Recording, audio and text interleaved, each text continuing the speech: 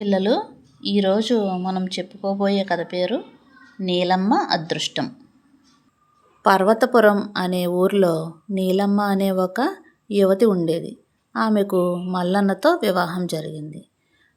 అత్తగారింటికి సాగనంపుతూ తల్లి అత్తగారికి చెప్పకుండా ఏ పని చేయకమ్మా అని చెప్పి పంపింది.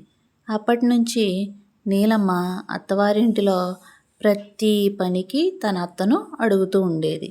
ఈరోజు వంకాయ కూర వండనా, జడ ఇలా వేసుకోనా, పచ్చ చీర కట్టనా, ఎర్ర చీర కట్టనా, ఇలా ప్రతిదీ అత్తను అడుగుతూ అత్త చెప్పిన దాన్నే పాటిస్తూ ఉండేదన్నమాట. ఇలా కొన్నాళ్ళు గడవగా అత్తగారికి వృద్ధాప్యం వచ్చి ఆమె మరణించింది. కానీ నీలమ్మకు ప్రతి పనిని అత్తగారిని అడిగి చేసే అలవాటు ఉండడంతో ఏ పని చేయాలో తోచేది కాదు. దానితో భర్త ఒక కొయ్య బొమ్మను తీసుకొచ్చి ఆమెనే తన అత్తగారిగా ఊహించుకోమని, ఏ ప్రశ్నైనా ఆ బొమ్మను అడిగి చేయమని అనేవాడు, ఆ పనిని చేయమని అనేవాడు.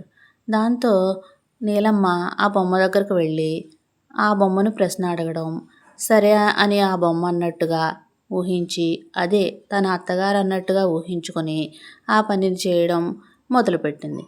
ఇలా రోజులు గడవసాగాయి. ఒకరోజు నీలమ్మ, మల్లన్న ఇద్దరూ పక్క ఊరి సంతకు వెళ్ళి కావలసిన పండ్లు, కూరగాయలు, సరుకులు అన్నీ కొని తెచ్చుకున్నారు.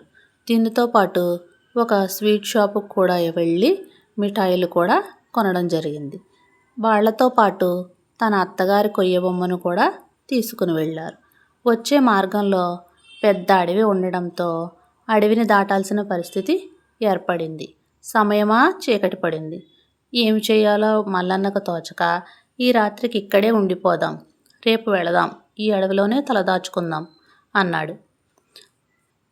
వారంతా కలిసి ఒక చెట్టు కొమ్మ మీద కూర్చొని ఆ రాత్రంతా గడపడానికి సిద్ధమయ్యారు. ఇంతలో కొంతమంది దొంగలు వచ్చి వారు దోచుకున్న సొమ్మునంతా ఆ చెట్టు కింద నుంచుని పంచుకుందామని అనుకున్నారు. దీంతో పైనుంచి ఏవో మాటలు వినబడడంతో వారికి సందేహం కలిగింది. ఇంతలో మల్లన్న తన భార్య నీలమ్మను, నాకు ఆకలిగా ఉంది, మిఠాయిలు పెట్టు అన్నాడు. దీంతో ఆవిడ ఒక 5 మిఠాయిలు షాపు నుంచి కొనుగోలు చేసినవి మీకు 3 ఇవ్వనా, నేను 2 తిన్నా అన్నది. దీంతో ఆ దొంగలందరూ నిజమే, ఏదో భూతమో దెయ్యమో ఉన్నాయి పైన అని భయపడి వారు దోచుకున్న సొమ్మునంతా వదిలిపెట్టి పారిపోసాగారు. దీనితో ఆ సొమ్మంతా నీలమ్మ, మల్లన్నలు ఇంటికి తీసుకువెళ్ళి హాయిగా జీవనం గడపసాగారు. ఇది నీలమ్మకు జరిగిన అదృష్టం.